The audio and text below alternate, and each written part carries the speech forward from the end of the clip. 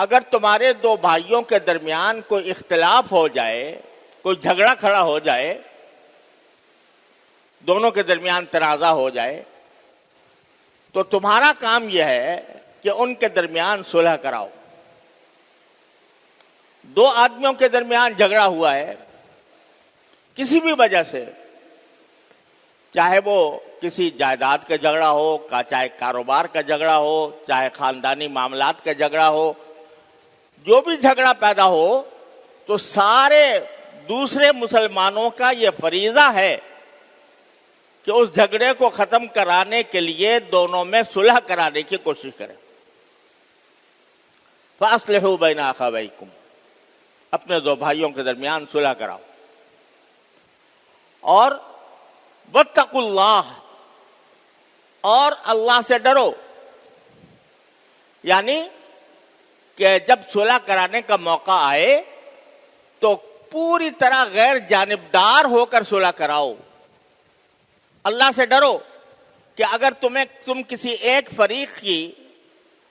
حمایت کر رہے ہو بیجا اس صلح کے دوران، تو یہ اللہ تعالیٰ کے نزدیک گناہ ہوگا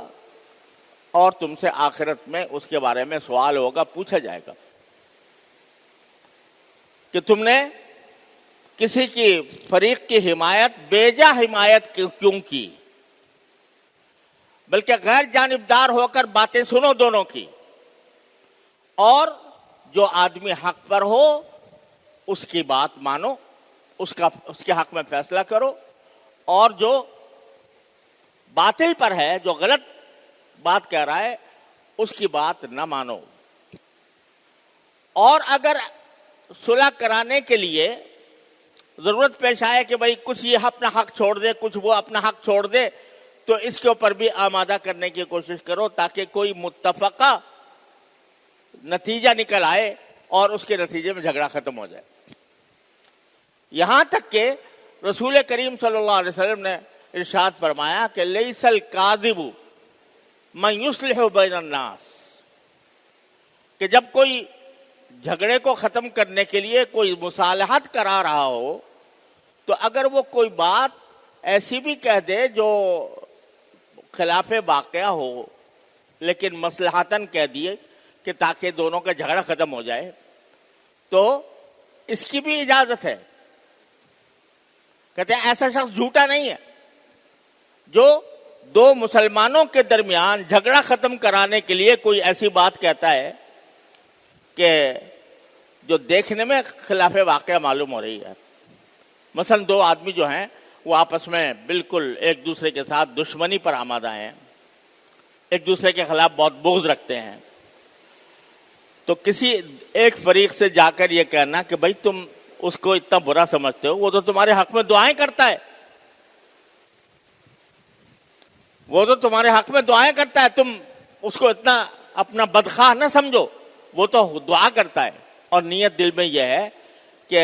آخر جب آدمی نماز پڑھتا ہے تو نماز پڑھنے کے اندر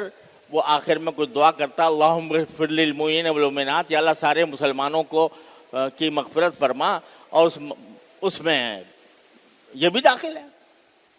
یا السلام علیکم ورحمۃ اللہ کہتا ہے تو یہ بھی تو دعا ہے کہ تم پر سلامتی نازل ہو، اللہ کی رحمت نازل ہو۔ یہ سوچ کر آدمی اس سے کہے کہ بھائی تم تو اس کو اتنا اپنا بدخواہ سمجھتے ہو لیکن وہ تو تمہارے حق میں دعائیں کرتا ہے، کوئی ایسی بات کہہ دے جس سے کہ اس کا دل کچھ ٹھنڈا ہو جائے، اس کو جو غصہ آ رہا ہے، اشتعال ہو رہا ہے اس کے خلاف، اس اشتعال میں کمی واقع ہو جائے۔ تو اللہ سے ڈرتے ہوئے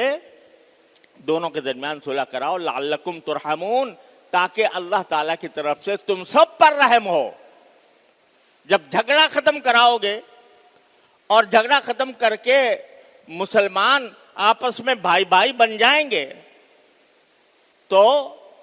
یقیناً اللہ تبارک و تعالیٰ کی رحمت نازل ہوگی۔ خوب سمجھ لیجئے کہ شریعت کا جب اگر جائزہ لے کر دیکھا جائے، شریعت کے احکام کا، تو شریعت اسلامیہ میں کوئی چیز اتنی بری نہیں سمجھی گئی جتنا باہمی جھگڑے۔ اللہ تعالیٰ نے جھگڑوں کو ختم کرنے کے لیے طرح طرح کے احکام دیے، اور اس سے زیادہ کوئی مکروہ چیز نہیں سمجھی گئی کہ مسلمان آپس میں ایک دوسرے سے جھگڑے کریں۔ ایک دو نہیں، بے شمار احکام ہیں، بے شمار آیات ہیں، بہت سی آیات و احادیث ہیں جو مسلمانوں کے جھگڑے کو برا سمجھتے ہیں۔